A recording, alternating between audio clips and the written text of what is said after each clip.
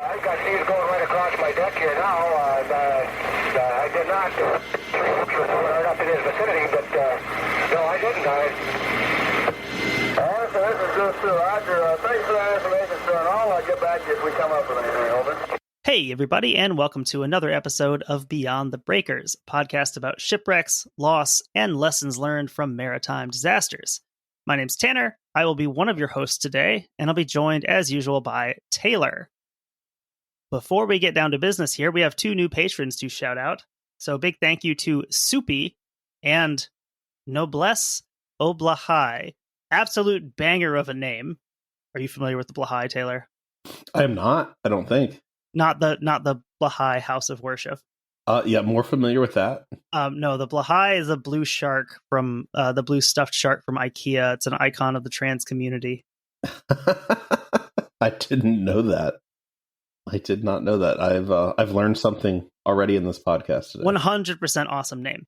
I love it. So that is Taylor you're hearing there. So since we're all here and ready to go, let's see, what have we been up to in the 2-ish weeks since we recorded part 1? I've started a new book. I finished my book on the Sicily campaign. Decided it was time to leave World War II and go a little further back in history and bring it a little closer to home. I started a book called The Ohio Frontier, Crucible of the Old Northwest, 1720 to 1830. As someone who lives in Ohio, it's really cool learning about the history of the area and, the Native American peoples that were here before us and, just understanding the process of how that all went down. How we just needed more elbow room, basically.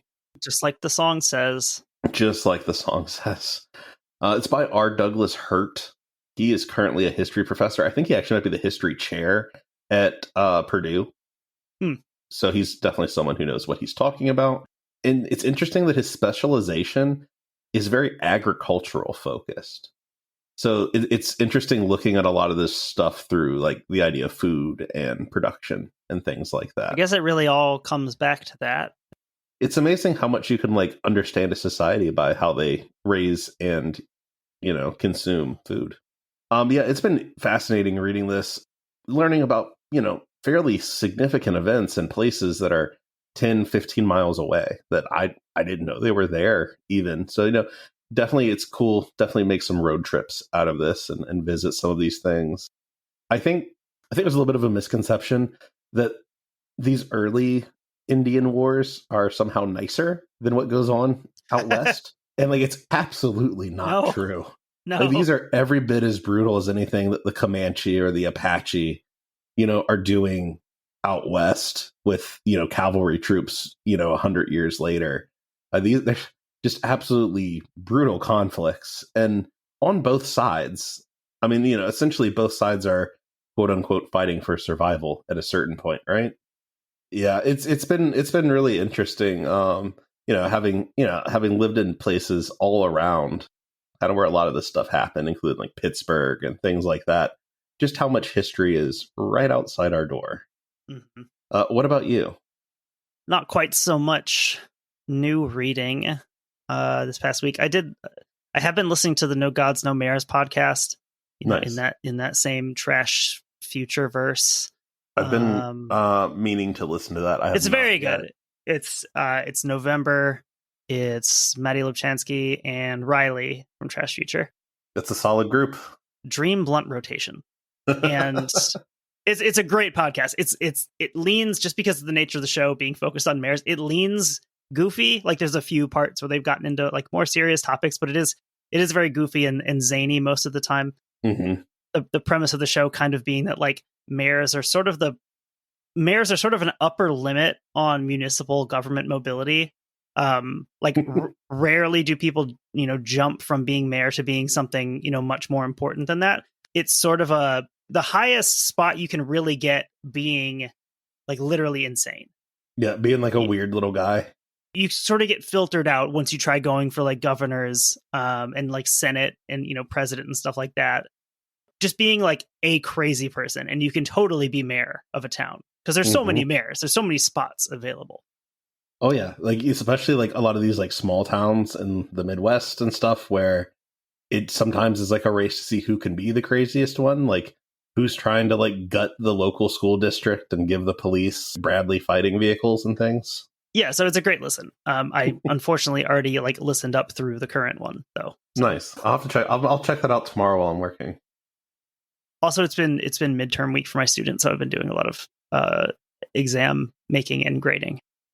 Let's see. Before we jump into it, just wanted to remind our listeners we haven't mentioned this on the show as much.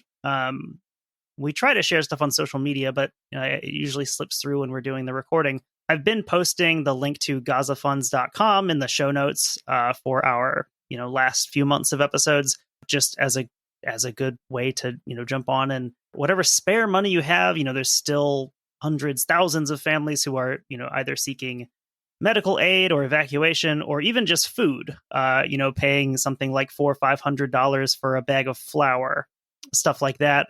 So yeah, that's there. I mean, there's plenty of individual campaigns, but gazafunds.com is helpful because it sort of takes away that paralysis of choice. You log on, it presents you with a fundraiser, and you can donate to that one. You can refresh and go to the next one, however you want to do it. But there's just so many. As long as the genocide is continuing there in Gaza, yeah, it's like, I don't know. It's hard. It's kind of hard to feel like you can do anything about it. But little things like that that help. Even just sharing fundraisers helps too. If you don't quite have the funds to contribute, just sharing it and getting more eyes on it helps too. All right, to the business of the podcast. This is part 2 of the Globe Mutiny. This will be the last main episode in this, and we will have a Patreon episode also directly related to the Globe. When we left off in part 1, the Globe had just signed on a handful of new crew members to replace the 7 that they had lost to desertion or dismissal when they arrived in the Hawaiian Islands. The Nantucket and Martha's Vineyard core of the crew had remained, while most of the off-islanders were among the group that had left the ship. But, as we alluded to in part 1, these replacements would be the start of a whole new set of troubles for the Globe. Quoting here from Thomas Farel Heffernan's Mutiny on the Globe. The problem on the ship at this point was not any of the captain's discipline, but the poisoning of morale by most of the new crew members taken on in Hawaii. That rough set of cruel beings, as George Comstock calls them, neither fit to die or live. They magnified every cause for resentment. They sent a campaign of hostile talk circulating throughout the forecastle, complaining about the food, even though the food had been greatly improved, and about the usage of the captain in general. The feeling generated was much uglier than the mood of complaint had been when the ship was on the Japan ground. It's like a weird thing that bothers me that they refer to like the offshore ground, the Japan ground. I know. Even though it's water. There's ground underneath it, I guess. This sounds like they've taken on some people. There's just not a good mix of people. I'm sure you've got one that likes to push buttons and a bunch of people that love just to sit around and bitch about it. Some ne'er-do-wells. He's losing the locker room. Some rapscallions, maybe. Need Mike Tomlin to come in there and straighten things out. Send him off to Dallas. George Pickens on the Mutiny on the Globe. The speed with which the mood shifts on board indicates maybe some amount of pre-planning and or the influence of Comstock on these new recruits. Like we said in the previous part, we know that he was previous acquaintances with John Oliver, an Englishman. Not the same John Oliver, but I'm picturing him the same. Absolutely. And he had met Oliver from his previous time in Chile on his one of his previous ships. On leaving Hawaii, the Globe headed south across the equator, then turned back north into the vicinity of Fanning's Island, today Tabua Eron Atoll in the Republic of Kiribati. No whales are recorded being taken or even attempted on this part of the voyage. Heffernan suggests that the lack of whaling action may reflect the attitude of the new recruits being more focused on conspiracy than the job. I feel like some of that could probably be chalked up to experience. Mm-hmm. I don't think we know a ton about how experienced these guys were, so that could be part of it too. Maybe they're not seeing these things. They're just not seeing the ball, you know. I feel like too there's a little bit of a chicken and the egg thing here. Is morale bad causing poor whaling, or is lack of whales causing poor morale? Because if you were just slaying it in the whale game, I would imagine morale would be a little higher because you're making money. You'd have something to look forward to. Like, oh yeah, like once we get home, we're going to have a ton of money. Mm-hmm. Yeah, definitely you could see like a negative feedback loop happening there. Samuel Comstock seems to have kicked his own plotting into high gear at this point, approaching William Ley and other members of the original crew to feel out their stance on the possibility of mutiny. I always think it's funny when someone has to like feel out a mutiny. Like, how do you broach that topic? Like, oh, I'm just kidding, but really, like, would you mutiny? Like George Costanza with his secretary, like, do you know what I'm thinking about right now?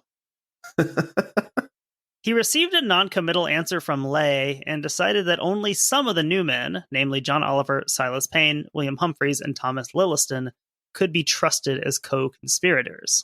I feel like the problem with giving a non-committal answer to a mutiny is now you're like enemy number one when the mutiny, like right before the mutiny happens, because, you know too much. Yeah, like you've kind of exposed yourself there. I mean, maybe just say yes and see what happens and break away when you feel like it. Yeah, but I feel like it'd be like an unenthusiastic yes from me, and then like continue to feel out the situation. We're now getting into the incident, brackets number 1. The second quote-unquote incident will happen in the bonus episode. The day was January 25th, 1824. Captain Worth, apparently with much cursing and threatening, ordered the men out of the forecastle to pull on the fore brace, which is used for rotating a yard around the mast to change the sailing angle relative to the wind. Of course. Captain Worth was not pleased with the pace with which the men had been getting up onto the deck when called. He singled out one of them, Joseph Thomas. If he did not come up in more haste the next time, he told the seaman, he would knock him to hell. It would be a dear blow for him if he did, Thomas replied. The captain swung at him, but Thomas, ducking the blow, ran forward until he was seized by the mate, who brought him to the captain. The captain held him by the neck and grasped the main bunt line and commenced whipping him.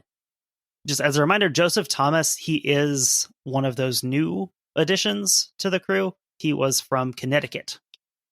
Captain Worth's discipline seems to have had the opposite of the intended effect on the men. As it so often does. Yeah, that's not an anomaly here. I think it would have been better if he had really just sort of sat Thomas down and discussed, why did you feel like saying that? What put him on a performance improvement plan. What can I do to help you perform better? Listen, one more of those and it's a written warning. 3 written warnings, it's a suspension. Try it, buddy. After the suspension, yeah, I will beat your ass with the cat of nine tails. But so the crew wasn't quite moved to mutiny yet. And actually, jumping ship was their goal at this time. In one of the previous quotes, I think right at the end of part 1, we mentioned this plan to desert at Fanning's Island if the globe got close enough to do so. Mm-hmm. And for a lot of the men, that sort of grumbling discontent, that's sort of what it was leading to. Kind of like what you talked about a few minutes ago with how do you broach that idea of mutiny without saying the word? And it might lead to a situation like this where a couple of guys are not explicitly stating what they want. Some other guys are kind of going along, but maybe they're agreeing to 2 different things. Mm-hmm. The plan was to wait for the watch led by Samuel Comstock from 10 p.m. to 2 a.m., take one of the whaleboats, and make for the island. Not really the best place to survive in the long term, but the hope was that they could just make it difficult enough for Captain Worth to, give up on bringing them back. That's kind of a smart idea in a way of like, go somewhere where, you could make it for a little bit, but also just make it so inconvenient to get picked up. Later in the day of Joseph Thomas's whipping, he was approached by Samuel Comstock, who invited him to, quote, go down in the cabin with him tonight. indicating that he wished to speak, quote, a blunt word about the officers. The whipping of Thomas took place in the morning and made it a day like no other. On one level of the ship's company, there was a conspiracy to desert, and on another, there was a conspiracy to kill. For the deserters, it was a matter of the right place. For the killers, a matter of the right time. And that quote was from Mutiny on the Globe by Thomas Farel Heffernan. All of the quotes in this section are either from that or from Demon of the Waters by Gregory Gibson. So that right time would come on the night of January 25th and into the early morning of January 26th.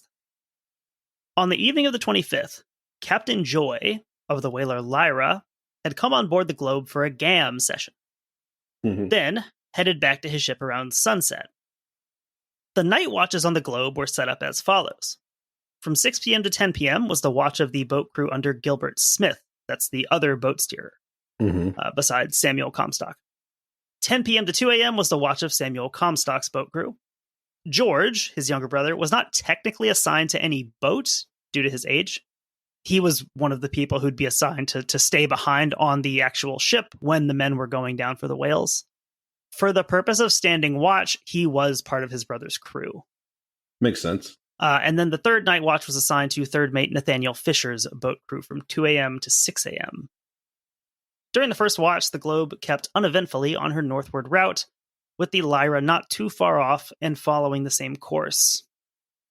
About halfway through the first night watch, around 8 p.m., Captain Worth came on deck and gave his instructions, remained on deck for about an hour, and then retired for the night.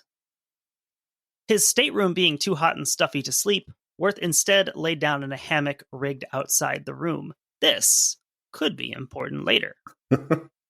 I bet it did get hot and stuffy, like down below deck and everything. And as much as that sucks, if you're in your actual compartment, you can lock the door. This is true. So think about that. It's like one of those videos of the women like locking down their hotel room with all of like the 12 different sets of like booby traps and stuff. When Comstock's watch assembled on deck to take over at 10 p.m., he ordered George to the helm to keep the ship on its course, where he would be stationed for 2 hours. So half of the watch here. It is kind of funny that like he can't go out in the whaleboats, but he can drive the ship. Yeah, it is, right? Like he can drive the actual ship. I mean, it's sort of like American like drinking laws where like you could sign up and go to Afghanistan, but you can't have a beer. I guess, I mean, in a way, it's like you're in the middle of the ocean. It's not like he's going to hit anything necessarily. So it's this like is true. It is probably much more dangerous to have him in the whaleboat. It's like learning how to drive in an empty parking lot. Trying to explain the ocean to an American. Imagine a parking lot. Yeah, at the cheeseburger store. George would later report hearing animated but whispered voices from the mainmast, but being unable to make out what was being said. It's like when your parents are fighting in public. Sort of, and like the George's presumption here is that he knows that something evil's afoot because they're on watch. If this was just regular ship business, why are they whispering? Right, yeah, why the secrecy? Samuel returned to the helm to remind George to keep the sails a good full, so that is full of wind, so as to make no noise by flapping. I like the flapping sound, though. He doesn't want any extra noise. The minutes ticked by until it came to be time for George's relief from the helm by another crewman. Quoting here from Heffernan. Normally at the end of his helm, a seaman in George's position would pick up and shake a rattle that would alert his relief, and someone from his watch would come to take over for the remaining 2 hours. George had hardly begun to shake the rattle when his brother ordered him to stop. "It's not my helm, and I want to be relieved," George said. "If you make the least damned bit of noise, I will send you to hell," Samuel replied. It's a great threat for your younger brother. Right? I think it's my turn on the GameCube. I will send you to hell. Mom. Samuel said he's going to send me to hell. After this first warning, Samuel left the helm. When George felt it was safe, he moved to shake the rattle again. only for Samuel to return and once again threaten his life before going below again. Quit shaking the damn rattle. Samuel adopts almost like a spectral aspect here because like the way that this is narrated, he just like reaches for the rattle, doesn't even rattle it. And like as soon as he touches it, Samuel is like, boom, he's there. It's very like Captain Larson. Yeah, like over his shoulder. So for the next pivotal parts of the mutiny, George is a witness in audio form only, relying on what he could hear to surmise what was going on. And most of the details of the killings themselves actually come from Samuel narrating them to George later on. For the mutiny itself, we'll also be quoting from the Leigh and Hussey narrative, in addition to that of George Comstock, which that Leigh and Hussey narrative partially relies on. Comstock now laid something heavy upon a small workbench near the cabin gangway, which was afterwards found out to be a boarding knife. It is an instrument used by whalers to cut the blubber when hoisting it in. It's about 4 feet in length, 2 or 4 inches wide, and necessarily kept very sharp. And for greater convenience when in use, it's 2-edged. This sounds like a sword. Yeah, so if you Google a picture of a boarding knife, if you've never seen one before, you'll notice that most of them don't really look like knives. They look almost more like a sword, where the handle is about the same length as the blade. Or at least a whaler's boarding knife looks like this. A lot of them have a sort of like cross piece or handle, like where the pommel would be on a sword, to give you some extra dexterity when you're handling this pretty long blade, trying to slice off these pieces of blubber. Interesting. It would be a pretty nasty weapon if you wanted to use it that way. 16-year-old Columbus Worth, the captain's cousin, noticed 5 men heading toward the cabin from the mainmast. These men were Samuel Comstock, naturally, armed with an axe, Silas Payne, armed with a boarding knife, John Oliver, armament not listed, but presumably he's got some knives or something. His rapier wit, maybe, is what his weapon was. William Humphreys, holding a lantern, and Thomas Lilliston, armed with a hatchet. This connects back to our recent bonus episode on racial diversity in the whaling fleet. But William Humphreys, he was a black crew member. He was from Philadelphia, I believe. So he'll kind of be an important character in the next little bit of the episode here. No way he's going to catch more blame for anything, right? I would hold on to that thought. And note here that all except for Comstock were new additions who had joined the Globe in Hawaii. So you could use this to add fuel to the idea that this wasn't really a mutiny, but rather an act of piracy, if this was the plan all along. Or we could say that, these guys were very easily influenced by Comstock, especially if more of them had known him before, like Oliver had. At this point, Lilliston either lost his nerve or realized that the situation was going further than he thought it would. Later, he claims that he believed there would be no actual attack on the officers. And he was carrying that hatchet and knife for the purpose of going along and looking brave. Which is, believable, because you've got this, armed gang of guys that now you realize are very ready to do violence. And I guess you go along with that. You can't really back out at this point. Yeah. So the now 4 mutineers entered the cabin seeking the Globe's officers. Give me them officers. So as this part plays out, keep in mind, this is a space that is about 6 feet high and 8 feet wide. Quoting here from the Leigh and Hussey narrative. The captain was asleep in a hammock, suspended in the cabin, his stateroom being uncomfortably warm. Comstock, approaching him with the axe, struck him a blow upon the head, which was nearly severed in 2 by the first stroke. After repeating the blow, he ran to Payne, who it seems was stationed with the before-mentioned boarding knife, to attack the mate, as soon as the captain was killed. So no villain monologue, doesn't wake the captain up to say any pithy remarks to him. He just ends it right away there. Yeah, I feel like if you're going to do it, that's how you do it, right? Yeah, not the climactic showdown necessarily. But yeah, that's I guess how you're going to do it if you're going to take out the captain. a literal decapitation strike on the crew here. The first mate, 26-year-old William Beadle, was stabbed in the ribs, stopping the blade of Payne's boarding knife. So, if we remember, those boarding knives are like 4 feet long, and we said that this is like a 6x8-ish compartment. It's not the best weapon for like a really small space. No, I feel like the hatchet is much better. Well, the hatchet, or like a knife. There's plenty of knives, of regular knives, on this boat. You probably don't want something that needs 2 hands or anything you have to swing necessarily. Maybe he just thought the boarding knife was really cool, and he's like, "I'm gonna use the board." It's like in a game when like you want to use the sniper rifle, even though like it doesn't make sense in this map to use the sniper rifle. You insist on using the bazooka or something that's completely inappropriate for what you're trying to do. Yeah, you still have to have like a guy's rock like moment. So he bones this knife in Beadle's ribs. That is the term for it, boning it. Beadle wakes up, obviously, and he asks, What is this? Oh, Payne, oh, Comstock, don't kill me. Have I not always... Which was interrupted by Comstock saying, Yes, you've always been a damned rascal. You tell lies about me out of the ship, will you? It's a damn good time to beg, now you're too late. We saved all the exposition for post-stabbing.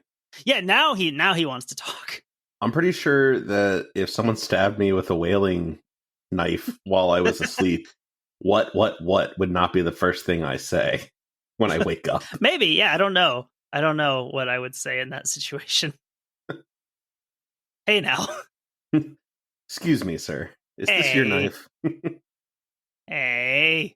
You rascal, you. Stop it. So, Beadle, for a guy who has just been stabbed awake in the middle of the night, Beadle actually does give a pretty good account of himself, considering the situation. Quoting here from Demon of the Waters.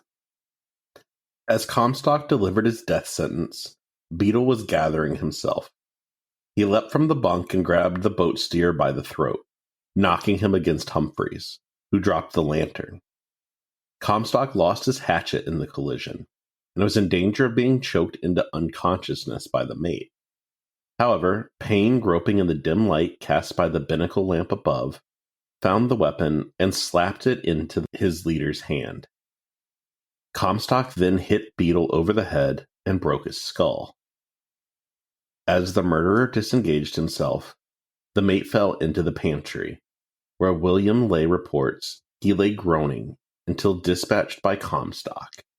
The steward held a light at this time, while Oliver put in a blow as often as possible.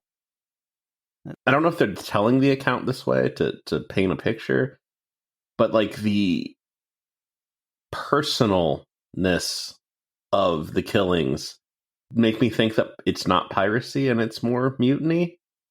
It's very clear that Comstock is working out some personal issues here. Yeah, you know what I mean? I guess you're at a certain point, and it doesn't even matter what's what. The results are the same. But I feel like for piracy, you would either hold them hostage or quickly kill them, and it's business, not personal. This feels personal. Which maybe that's one reason this ends up being such a messy story. He can't keep his business and his personal grievances separate. So throughout this first part of the mutiny, George has remained at the helm, listening but not knowing exactly what was happening and to whom. In his narrative, George recounts the moments following these first 2 killings of Captain Worth and First Mate Beadle. I then spoke to him and asked him if he was going to hurt Smith, the other boat steerer. He said yes, he should kill him, and asked me where he was. I told him I had not seen him, although he'd been aft talking with me, for fear if I told the truth, he would kill him or go in pursuit of him.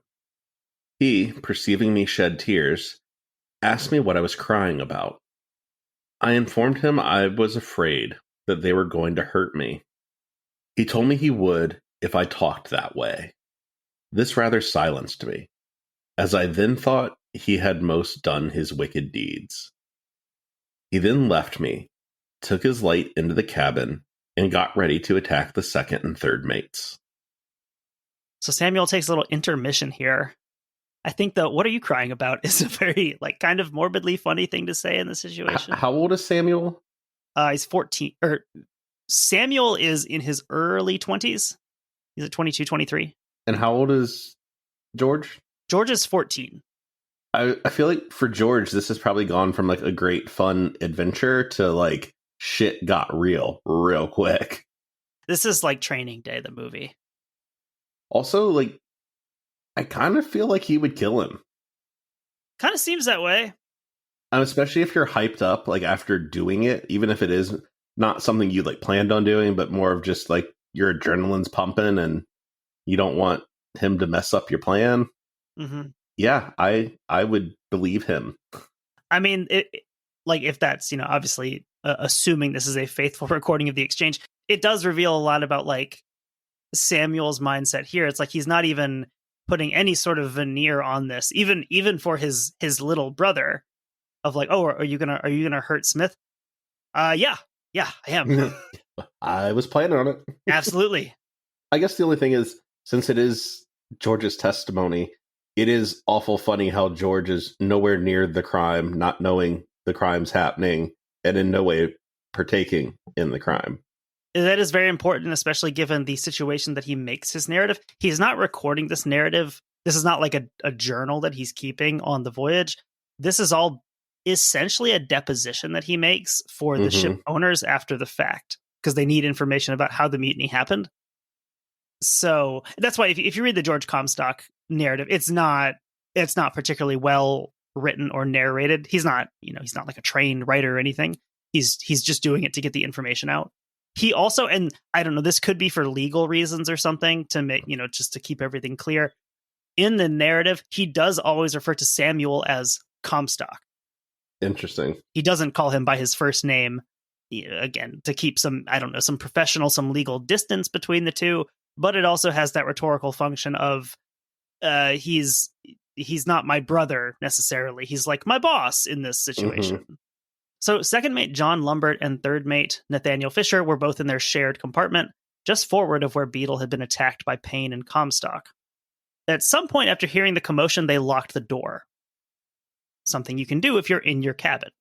Maybe theirs was not as hot. Although with two of them in there, you'd think it would be. You would think. Maybe they were just like, hey, these guys are sketchy. I'm locking the door. After exchanging some tense words through the locked door, Comstock fired through the door, guessing quite accurately where the men were by sound. There is this, again, it's one of these weird stories where it's pretty much 50-50 zaniness and horror, because he's having this like very jokey conversation through the door with them. They're like asking him like, oh, are you gonna kill us? And he responds like, I guess not. And then like he shoots through the door. He's like the fucking Joker. Like, I almost feel like I'd like to see Quentin Tarantino do this part. Yeah, this would be an interesting acting role, because like he's killing all these people, so it's easy to throw around the word like unhinged, but it's like he truly seems like he's sort of coming apart as this happens. He's not behaving necessarily the way you would expect a mutineer to. Like, yeah, he's doing all the killing. Just like on a massive, like, manic spree here. Some people buy a lot of purses when they have a manic episode, or like a lot of books on eBay. I buy baseball cards. Or like they find, they discover like a new language that interests them for like 10 minutes and they decide to order like 8 grammar books on eBay. That could happen also. Yeah, throughout these exchanges, Comstock's tone is described as jocular and joking. The door to the compartment was opened. So this was either opened from the inside by Lumbert, thinking maybe he could negotiate and get things to calm down, or it was forced open from the outside. I can't imagine that the lock would like deter a truly determined individual for too long. Right, like I can't imagine the lock on these ships is like heavy duty, like if someone really wants to get in. All of the locks are actually built to be whale resistant. Comstock lunged with the musket. The musket does have a bayonet on it, attempting to skewer Lumbert with the bayonet. A wrestling match ensued, with Lumbert getting the better of it. So this is twice now Comstock has gotten into a physical altercation, and he's going to lose. Yeah, I feel like my man he's a surprise predator. Third, if we count the wrestling match from part 1. That's true. Some people learn when they get their ass kicked. Like, some people need it, I'm convinced. This man apparently does not learn. Well, he learned something, but not how to be better at wrestling. He did learn maybe there's a better way to win these confrontations. Comstock dropped the musket, which was picked up by the wounded Fisher. I don't think I mentioned this, but Fisher's the one who'd been hit. He'd been shot through the mouth. So again, apparently very good echolocation on the part of Samuel Comstock firing through the door.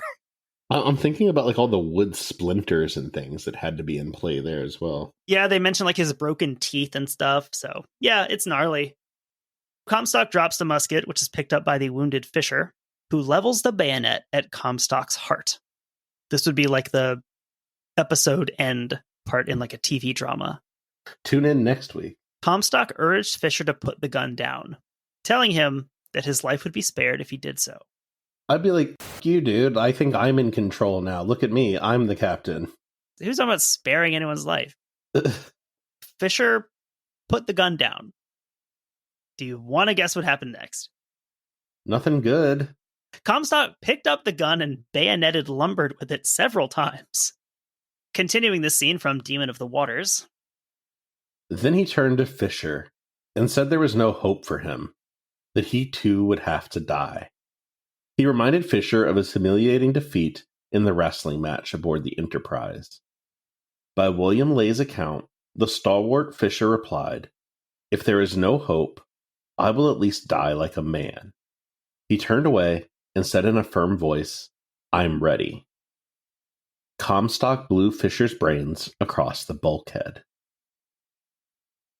If you just shot me in the mouth and then I've got a bayonet on you, I'm not putting it down.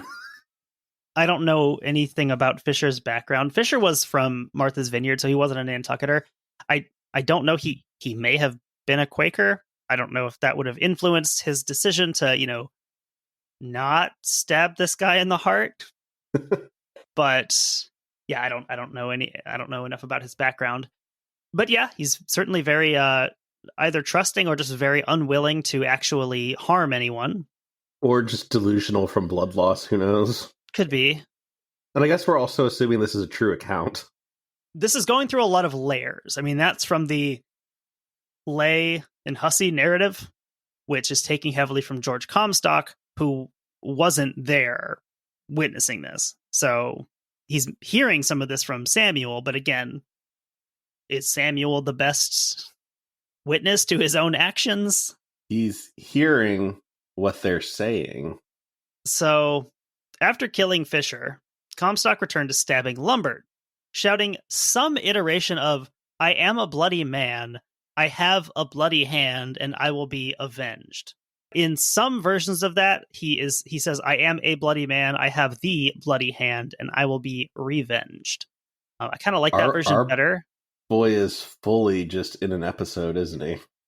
I don't know if he was trying to rhyme, but the "I am a bloody man, I have the bloody hand" is very cool. It's a very cool line. It feels very Victorian, very Jack the Ripper. I think even in one of the books it describes it as like, this is like a Shakespearean like stage thing you'd say. Mm-hmm.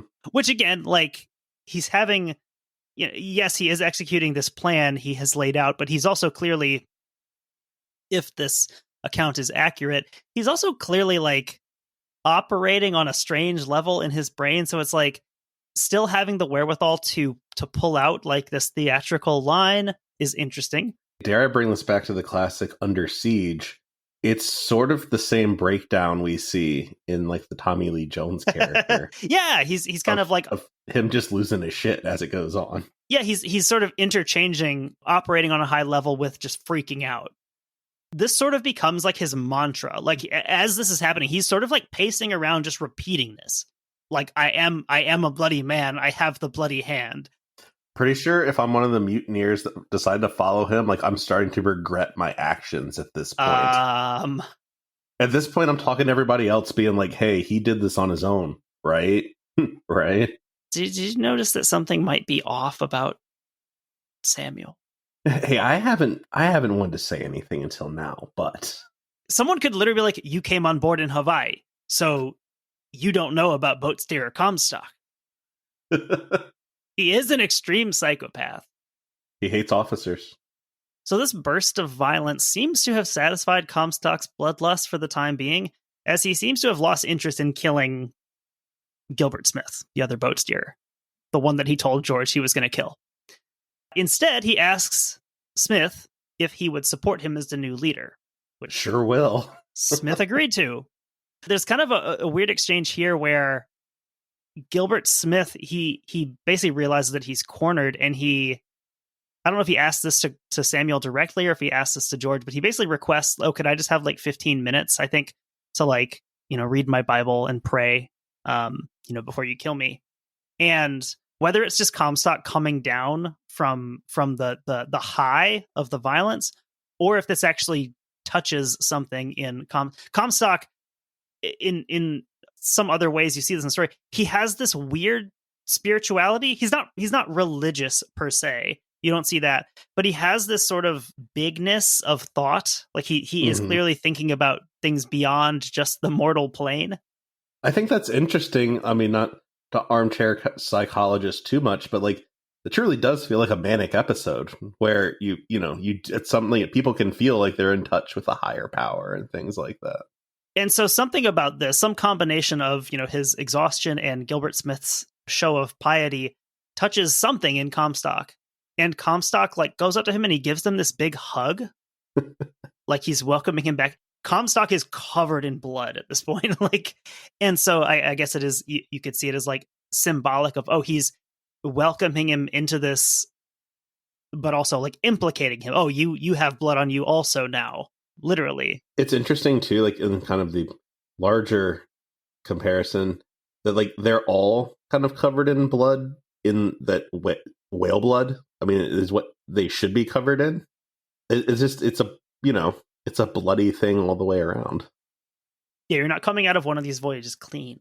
Maybe the most amazing part of this whole ordeal is that when Lumbert's body was put over the side, he starts swimming. He has been bayoneted like a dozen times, kicked and beaten and stabbed, and he starts swimming. And so Comstock's like, oh shit. That feels like something from Fargo or something like that. Kind of. Very Coen brothers. First, Comstock orders a whaleboat down to go after him and finish the job, but he quickly calls them back, estimating that Lumbert was too far away from the Lyra to realistically make it to safety. He didn't. And part of this is likely also Comstock realizing that, hey, if I send a boat full of guys out closer to the Lyra, they might not come back. Yeah, that's exactly what I would do, is be like, see you later, I'm going to go report this mutiny now so I don't get hung. So with this phase of the mutiny completed, the Globe took a southwesterly course. Comstock quickly set about establishing himself as captain by doing some captain-type things, such as assembling an updated crew roster, appointing his fellow mutineers as the new officers. The Lay and Hussey narrative includes some of the new rules on board. That if anyone saw a sail and did not report it immediately, he should be put to death. If anyone refused to fight a ship, he should be put to death. And the manner of this death is this: they shall be bound hand and foot and boiled in the trypots of boiling oil. Here, again, more support for this idea that, like, it's not the objective that he really cares about, it is the show. Yeah. Here, his brutal public method of execution, he's not just going to deal with the problem by, putting a musket ball in someone's head. He's going to boil them alive in the trypots. Yeah, when you could just slit a throat or, shoot someone or various other ways of literally doing this. Just like throw a guy overboard. Well, I think it's almost the same as using that whaling knife earlier. He's using like the implements of the trade, and I think that's interesting. He's using the master's tools to tear down the master's house, which you're not supposed to do. Let's see. On January 28th, the second full day post-mutiny, newly appointed steward, George Comstock, walked in on newly appointed purser, William Humphreys, loading a pistol in the cabin. What you doing? So Humphreys is the black crewman from Philadelphia. I am highlighting that for a reason. And he was also an active participant in the mutiny. He was the one who was holding the lantern. He's the one who is shining light for those murders to happen. He's not stabbing anyone. At least that wasn't recorded. He's not killing anyone, but he's clearly an accessory to it. Mm-hmm. Also, it mentions him being the purser. That's not a position that a whale ship normally has. I was actually going to ask about that. I wasn't familiar with that on a whale ship. The responsibilities of purser were usually just handled by the ship's officers. Is this sort of an attempt to say that we're all officers now? Maybe that's part of it. So in this case, I don't quite know what his responsibilities would have been. I don't think they're necessarily doing like payouts. I guess whatever Comstock tells him his job is that day. George, being a loyal brother, quickly went to inform Samuel, who he refers to as Comstock in his narrative. So I do think it's interesting that when the mutiny's happening, and Samuel asks, "Hey, where's Smith?" and George says, "I don't know. I haven't seen him." So he lies to his brother's face when his brother is like covered in other people's blood, clearly ready to kill. Mm-hmm. Here, when things are a little bit cooler, he sees this happening and he runs right to his brother and he tells him about it. I think it's the kind of stuff you see in a movie and you're like, oh, that character's so stupid. Why did they do that? But you see it happen in real life. Like, love and family is a weird thing. When the mutiny's happening, like, they don't know how it's going to end. Whereas here, it's over and it seems like Samuel has come out on top. So it might be a good idea to make sure he knows you're loyal. Right. Samuel went with Silas Payne to question Humphreys about his actions. Humphreys responded evasively, saying that he had heard Gilbert Smith and Peter Kidder were planning to retake the ship, and that he was only planning on defending himself if more trouble started. I don't know. We do have reason to feel very bad for Humphreys. He is one of the more sympathetic characters in the whole story. That does kind of suck. He just kind of throws these other two under the bus, or attempts to. I guess truly it is every man for himself at this point, with an unstable George running, or Samuel running around. Well, also, if you put yourself in Humphreys' position, he's the only black crew member. Yeah. He is as isolated as a person could be on this ship. So really, and anything you do for survival is, on the table here. Comstock and Payne were unconvinced by Humphreys' explanation, and they put him in irons. So again, reminder, he had participated in the mutiny, and he was in that group that initially went to attack the captain and the first mate. A, scare quotes, trial would be held for William Humphreys. The next morning, 6 crewmen, armed with muskets, brought Humphreys on deck and sat him in a chair, guns trained on him all the while, as if he were the lunatic killer. Smith and Kidder were seated on a chest near him. After Comstock assembled a jury of 4 men, he questioned Humphreys again, and the black man, obviously terrified, answered in a confused manner that, according to William Lay, was the extent of the courtroom drama. This, scare quotes, jury found Humphreys guilty and sentenced him to hang. William Comstock's account of his brother's life is quite frank in its assessment of Samuel's motivation and Humphreys' guilt. Although Samuel Comstock, at the trial, charged the prisoner with a design to shoot Payne and himself, it is not probable that he entertained a strong belief of his guilt. He was much adverse to having a black man on board.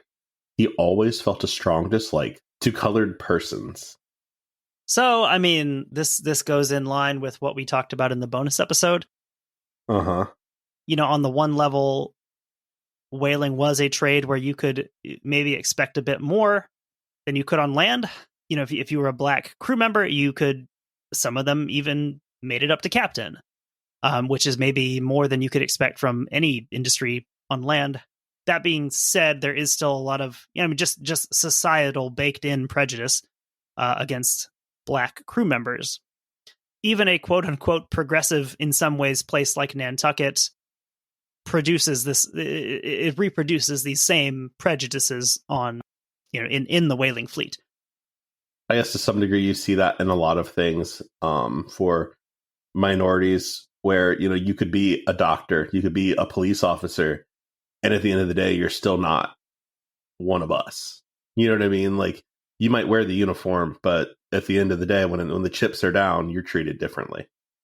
So a makeshift gallows was made using a rope in one of the ship's booms.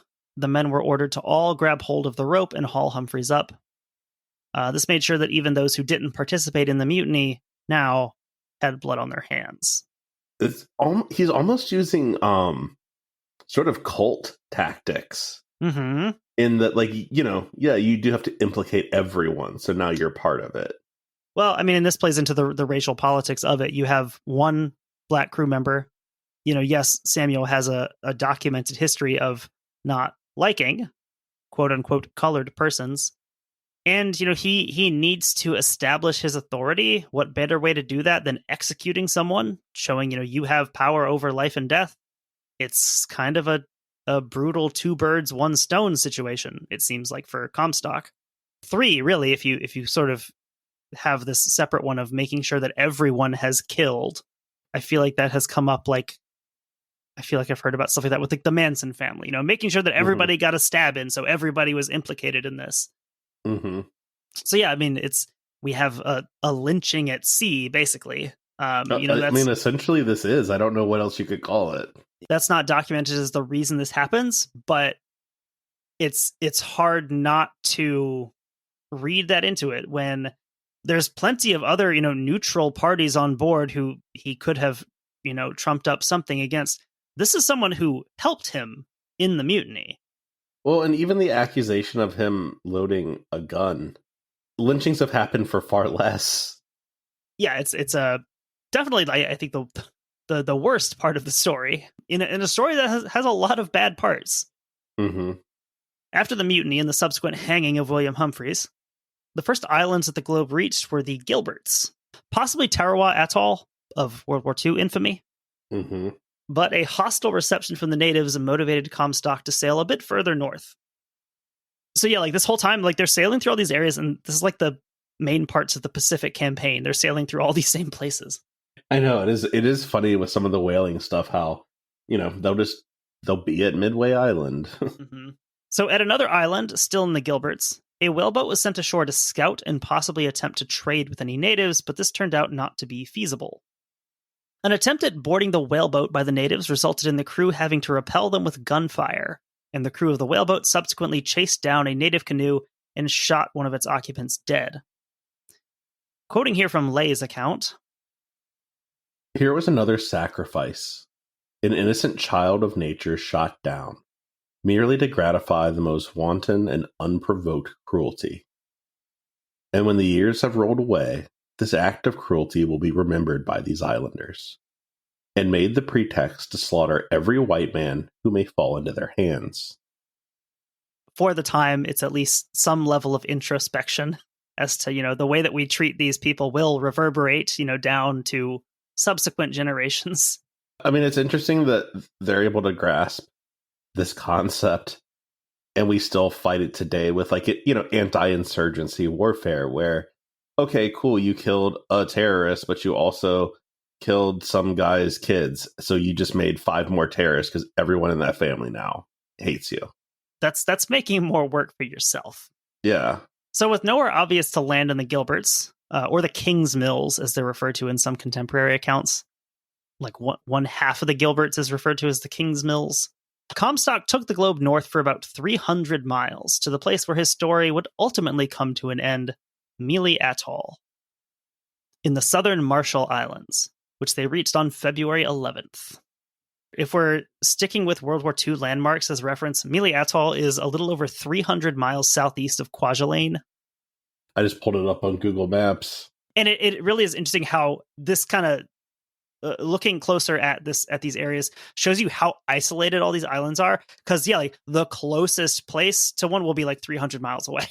I honestly think that was one of the strangest things about being in Hawaii, is when you realize outside of the other Hawaiian islands that are right there, there's nothing around you. Well, and it's like one of those things where you think about human, like just some of the magical, insane things that humans have accomplished in human history.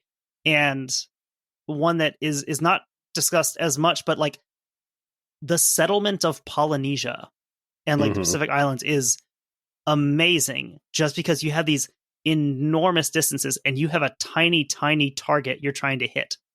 And the fact that people could navigate those distances with that accuracy so long ago is insane. That's because they had The Rock to show them the way. This is true. And Lin-Manuel Miranda helped with the song. There's no need to pray. It's okay. You're welcome. So on charts at the time, Mealy Atoll is referred to as the Mulgrave Islands, although some of these islands in the atoll barely warrant the name. Like most of these atolls, like they have this name, and on a map they kind of look like an island chain, when in reality these are like basically sandbars, some of them. Yeah, I mean, like, it doesn't even look like this is a continuous loop. No, it's not. There's little spaces between them.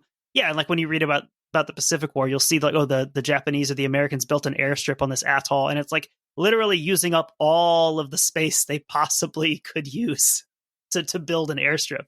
There's a pinpoint on Google Maps that says Amelia Earhart's alleged landing spot on that atoll. A place where she landed, or like her final one? Didn't they find her plane? I don't think they ever found her plane, but I thought that was a news story a few years ago, but I don't know. Maybe it was. I'll have to look into that. But yeah, there's definitely a thing that says that is a potential spot. Cool. So they had a much better experience, at first at least, than they had in the Gilberts. Quoting here from Demon of the Waters. The expected fleet of canoes came out to the ship, and this time they were able to trade for food without being robbed. Better still, the canoes carried women and girls. With no Captain Worth to disapprove, the men brought them aboard for the night. The women were returned to shore the following morning, and the Globe continued to explore the island for the right anchorage, which they found off the southwest corner of the atoll. In Demon of the Waters, Gibson notes that the George Comstock narrative ends here, leaving out a bunch of crazy stuff that comes later. This is likely because Comstock's narrative was commissioned after the fact by the ship's owners. They cared about the events immediately adjacent to the taking of the ship, and basically nothing else. Yeah, I mean, that makes sense. They don't really care what fun they got up to afterwards with the natives. Yeah. So the friendly greeting from the natives of the island is pretty much the high water mark for the mutiny, because things will go very south very fast. I feel like that's the general thing that happens with this kind of stuff. Yeah, none of the mutinies that, they land on an island go really well. I mean, like the Bounty, like the ones who land on Pitcairn, doesn't go super well for them. Someone who's been a supporting character up to this point, Silas Payne, who I think has a great conspirator name. That just sounds like a guy who would be in a murderous conspiracy. Absolutely. As the ship's de facto first mate now, he was on the Globe organizing the unloading process, sending supplies, camp material, all that type stuff ashore. So, because he's sort of responsible for the logistics of all this, Payne was surprised to see that rather than distributing these goods out to the men of the Globe, or depositing them in camp, Comstock appeared to be using these materials to glad hand the natives. Maybe like something you would do if you were planning to, set up a pirate kingdom on this small island and wanted to get the natives on your side. Yeah, that is a way to do it. More generally, it's also just a way for Comstock to get more people beholden to him and balance out any lingering anti-Comstock sentiment. Yeah, it very much seems like he just wants followers. Like he really gives me a cult leader vibe. It's weird that he gave the crew Kool-Aid. I don't know. Didn't know they had that. He put the natives to work making them all matching sneakers. So, a quote here from Demon of the Waters. Payne had been an eager accessory to the murders aboard the Globe. He might have been as debased as his leader. He certainly had little to lose. Once he decided it was necessary to challenge Comstock, There's no way the situation could end in reasoned negotiation aimed at addressing the best interest of both parties. Silas Payne sent word to Comstock. Payne's message is basically along the lines of, stop giving away all of our stuff, or I'm out. I mean, especially if you have a very limited pile of stuff. And question might be, well, where would Payne go? He basically says, well, I'll just go ashore and not come back to the ship, and we'll go our separate ways. So Comstock summons Payne ashore, resulting in a heated argument in Comstock's tent that resulted in Payne challenging Comstock directly to a duel. It's interesting how this happens because Comstock basically alludes to the idea of a duel. He says, oh, like if anybody's going to disagree, like you better bring a musket. He says something like that. And Payne says, okay. Yeah, let's do it. And Comstock is clearly sort of taken aback by this. I feel like Payne was fine with this as long as it was going the way he thought it was going to go, but then it starts to get weird, and he's like, well, I can do better. Comstock here is sort of like the veil kind of comes down a little bit. The veil is raised. Which way does the veil go when it goes away?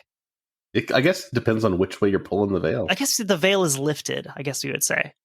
From Comstock a bit here, he suddenly isn't this psychotic murderer. He suddenly seems very weak because he mentions a duel and Payne says, yeah, let's duel. And then he backs down. He says, I just want to go back to the ship and I'll leave you alone. So yeah, like suddenly there is one person who is pushing back in kind of the same, he's speaking the same language as Comstock, and Comstock doesn't really do well with that. I mean, I guess also depending on where Comstock is in his like mental space, like if he's come down from where he was, days or weeks previous, he might not even be in the headspace of wanting to do that. So back on the globe, Comstock surprised the crew. Oh, speaking of his mental state, we'll see he's tumbling a little bit. Back on the globe, Comstock surprised the crew by calling for the list of laws they had written up for the globe and cutting them into pieces with his sword. He told them he would no longer be their leader. Brother William paints an almost touching portrait of the killer, fuming and blustering, before a passive audience. Thinking the hands on board appeared pleased by his desertion of them, he became enraged and challenged them to fight him. They did not respond, and he stormed off the ship. I'm going to leave you. Look out for yourselves. He's just like losing it, and everyone's just kind of probably looking down at their shoes while he like goes on this rant. Yeah, and like as the crew, it's like you have to wonder, is there a sense of like, how does that feel for them? Because it's like they've sort of allowed this one guy to change their lives basically, and now they kind of see that like, well, this guy, he's not superhuman. He's actually seems pretty fragile right now. Why did we let him do that? Once he was rowed ashore by Payne, Comstock removed a few items from the captain's chest and made off to the east along the beach.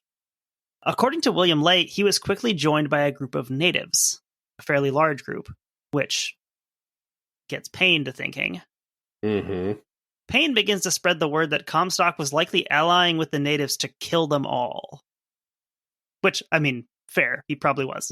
He probably tried. Literally what he said he wanted to do in his previous fantasy of becoming a pirate king in the Pacific. So, yeah, fair. Payne and some of the crew spent the night on shore to protect their camp. The next morning, Comstock was sighted by John Oliver, who was keeping watch from the ship. Comstock was moving towards the camp at a quick pace. Oliver quickly alerted Payne and joined him ashore, along with, most likely, Thomas Lilliston and Joseph Thomas. All four men had loaded muskets. Samuel had his sword drawn, but upon seeing the muskets, he told them not to shoot, that he meant them no harm. I don't think I'd trust him. I've seen him lie. If you're one of the men behind those muskets, particularly Silas Payne, it's probably at this point that you recall Comstock saying something very similar to third mate Nathaniel Fisher. I'm pretty much just going to shoot him right then and there. Like, I'm not giving him the chance. Exactly. The men fired, all four of them. 2 musket balls hit their mark. one of them hitting Comstock in the upper lip and passing through his head, the other hitting him in the right side of the chest and exiting near his spine. I think for modern American readers, so what? Shooting someone is not that impressive. However, Gibson points out that, these are untrained shooters. These are not military guys. These are whalers. These are untrained shooters firing these old, inaccurate muskets. So a 50% hit rate means he had to have been really, really close. Yeah, I would say so. A few dozen yards at most. Uh-huh. So Comstock falls immediately, possibly already dead, but Payne didn't want to leave that up in the air. He quickly ran to where Comstock fell and put a hatchet into his brain. Yeah, I get it. That feels right. Gotta make sure. So, exit Samuel Comstock. Comstock is actually buried with something like honor, a surprising amount of ceremony, given the circumstance. He was buried with a few items of his property, including his cutlass, and a chapter of the Bible was read over his grave. The crew did, however, keep his watch. Yeah, I get it. That could be useful as a survival tool, I guess. That's true. Also, yeah, there could be legitimate reasons for wanting that. So with Comstock dead, the crew lost any real, however skewed and strange and bizarre that leadership was, it was still a form of central leadership. And the crew doesn't really have that now in any form. Yeah, they've killed everyone who can actually sail. Mm-hmm. Almost literally, yes. So neither Payne nor John Oliver could exert any level of authority on the men, nor were they trained in navigation if they wanted to sail the globe anywhere else. That's the thing here, kind of like what you just said, is not only have they killed all the people that can navigate, they've killed all the people of authority that any of these people have a reason to trust. Mm-hmm. All these other people are new guys. This new officer group is all these new guys that signed on in Hawaii. Comstock at least was a known figure to them, as unpredictable as he could be. So in mid-February of 1824, Silas Payne makes a bit of a mistake. Shocker. He made the mistake of ordering just the right/wrong group of men back to the ship, possibly to collect supplies for the camp ashore. The crewman, quote, in charge of this group was Joseph Thomas. He had been one of the 4 who killed Samuel Comstock in that firing squad. So he's joined by Gilbert Smith, the other boat steerer, George Comstock, Anthony Hansen, and Joe Brown.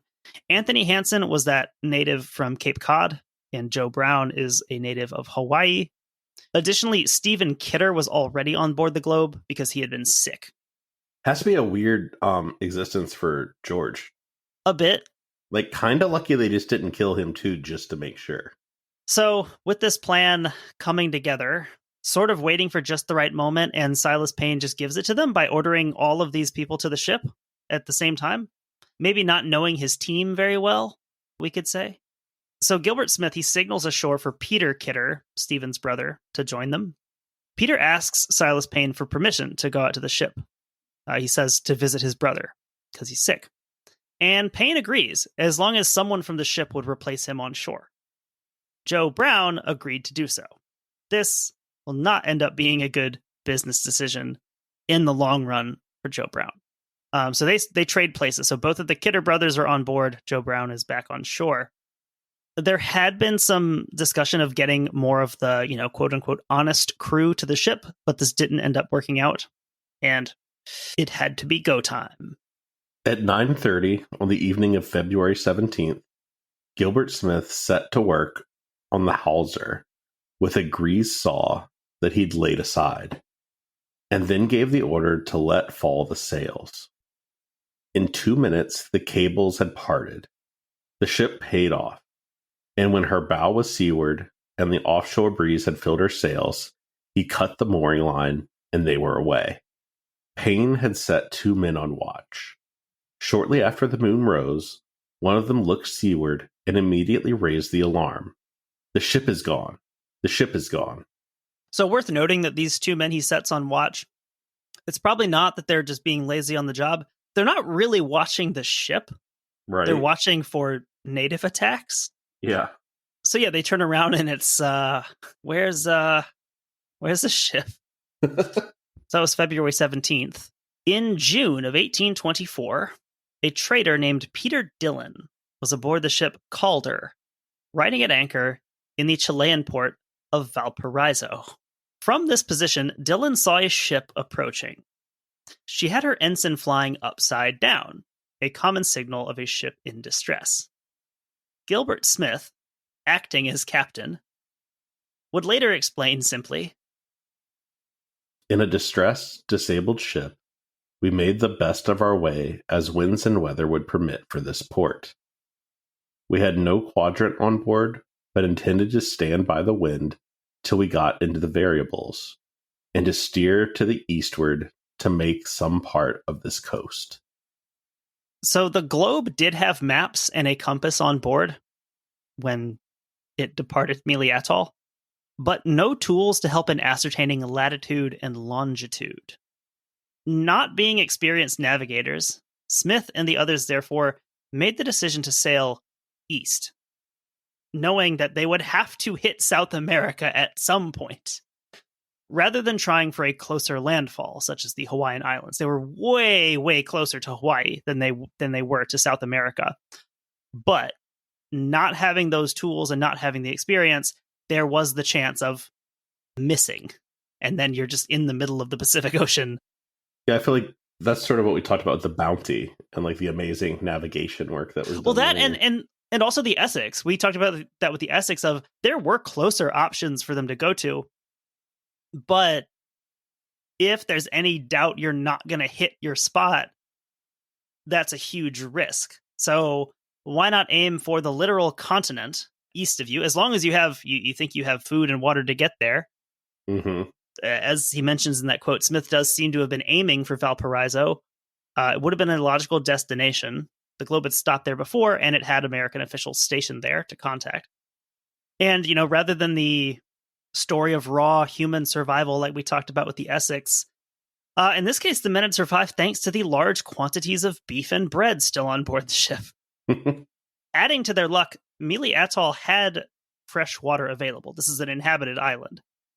So the water on the Globe was mostly still there. The provisions of water they had brought with them. So this means there was a roughly 2-month supply of rations on board for the full crew, for 21 men. More than enough for 6 crew that the Globe currently sailed with for that time. So this majorly shorthanded crew had managed to sail the whaleship Globe through 7,000 miles of the Pacific Ocean with minimal navigation equipment or experience over a period of 109 days. That had to be such a weird existence. And I was thinking about this, like, obviously Samuel Comstock is the person that the story centers around. He's the protagonist of it, not necessarily the good guy of the story.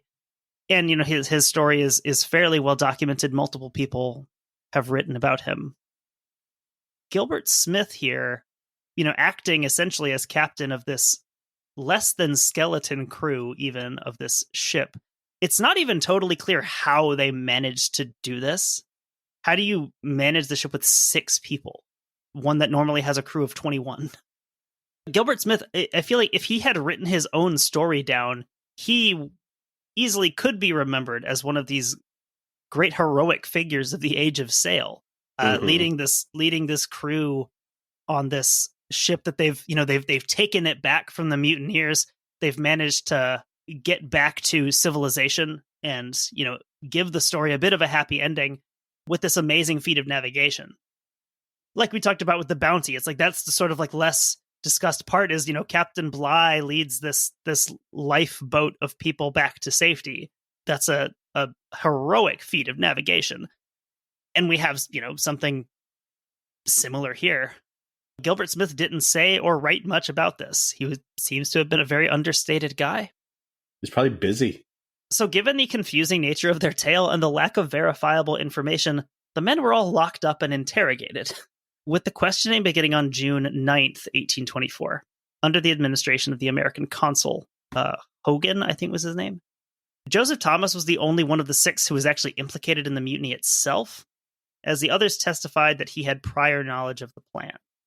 However, since he had not physically participated in the mutiny, the grand jury did not bring him up on any charges. after 6 months imprisonment in Boston. So, like I said, there's the, of course, the other part of the story, namely of the people who are still on Mealy Atoll. What happened to them? We will talk about that in the bonus episode, since, I mean, it's no longer strictly a maritime disaster, nor is the globe involved at this point in their story. But we will cover that. That is a interesting part of the story in its own right. So we will get to that in the bonus. Just a very, very quick roundup of the globe herself. So, she arrived at Valparaiso. She was actually she was refitted out and sailed back to Nantucket in November of 1824 with 372 barrels of sperm oil. Ended up being, a somewhat successful trip. Not what you would hope for at the outset. I'm sure the owner was like, and this is all mine now. But, I mean, for what she went through, the fact that she came back with any whale oil is pretty impressive. Yeah. So, yeah, in that bonus, we'll talk about the men who are left behind on Mealy Atoll. We'll talk about a ship called the USS Dolphin that gets involved in the story. Any final thoughts on the Whaleship globe? I mean, I do feel like the person who really deserved punishment got theirs. This is true, yeah. In this case, like, I don't know what good imprisoning any of the ones that sailed back would have really done at that point. It's just interesting watching the dynamic of Comstock just spiral out and bring all of these people with him, basically. Yeah, like, you have to think at some point, because, we talked about in part 1 how he had laid out his whole fantasy of, I want to take over a ship and kill all the crew and officers and land on an island and become king of the natives.